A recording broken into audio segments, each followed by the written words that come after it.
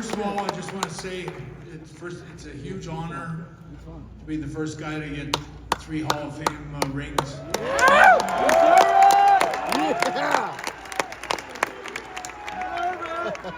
always, from the night that I had this match, I knew when I was in the dressing room after, it was like, I think that was my greatest match. It was such a great moment for me. It was something that I could feel it the second it happened, and I just knew that this might be the greatest match of all time, might be the greatest match I ever had. Yeah!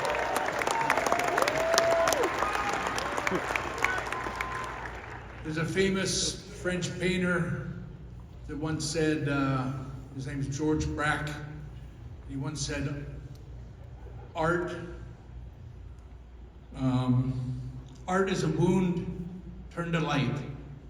And for me, I've always thought that was the perfect statement about this match.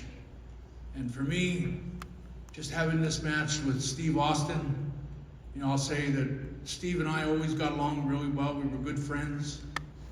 But there's something that is goes beyond being friends in wrestling. What it is it's trust and respect. And there's always a lot of trust, and there's always a lot of respect. When we had that match, that's the one thing that I remember the most, is that there was this respect between each other and the trust between each other. And that's what means the most to me right now standing here, is that that's how you do magic in wrestling, is when you have that trust and respect. You can't be a great wrestler without having that.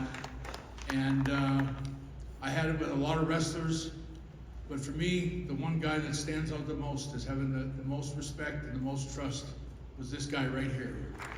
Yes, sir!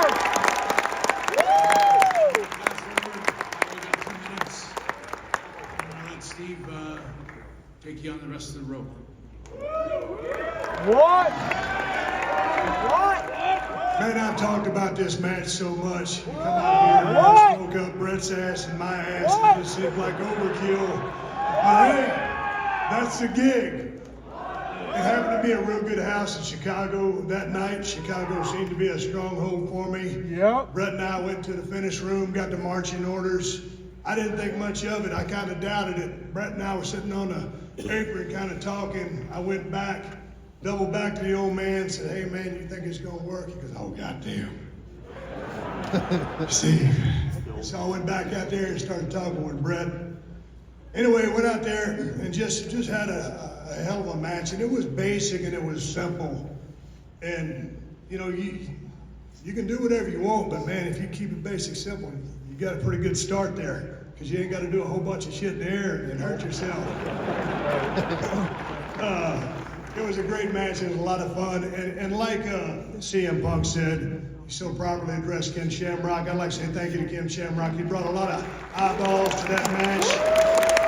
The only thing that pissed me off is something that you're so jacked up. I mean, hell, me and Bret looked like shit compared to Shamrock. It was great. He looked like $1 million. Hell, he's worked the pay-per-view all by himself. And then I want to thank also on just the way it was. There was 3 guys doing commentary on that match, and they made that match. And one was Vince, and he was dropping a lot of stuff in that match because he saw the vision. I was a trash-talking, redneck heel, and he saw a long-range Steve being an anti-hero babyface. I knew what we was going to do, but I didn't know what it was going to become. Jumping Jim Ross and Jerry Lawler. Two of the best ever. You saw the match. You felt what me and Bret were doing.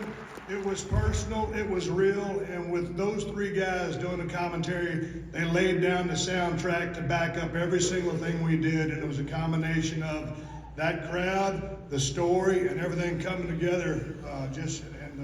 Like Bret said, the respect that we had, but the animosity that was, portrayed out there on the show on a week-by-week basis on Monday Night Raw. It was just a great time in my life, and kind of makes me goddamn almost a little bit speechless, because you see those packages and they put them together so good. And hell, I damn near started to cry back there in the back, because it was such a good memory for me to to look at all those pictures and that video reel of what Bret and I did that night, and I just think it's a very appropriate time to drink some fucking beer.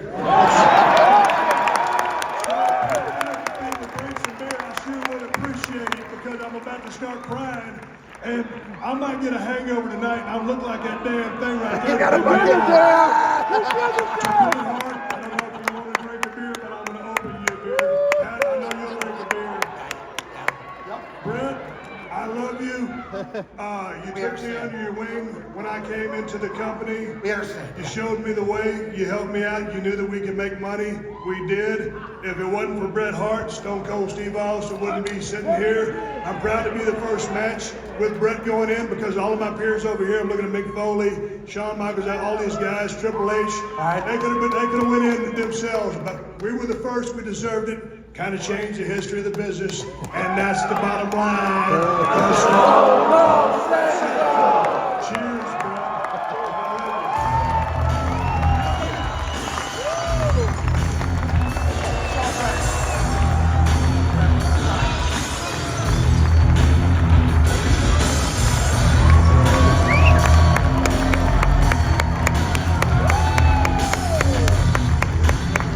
Ladies and gentlemen, more to come, including our main event, 2025 WWE Hall of Fame induction ceremony.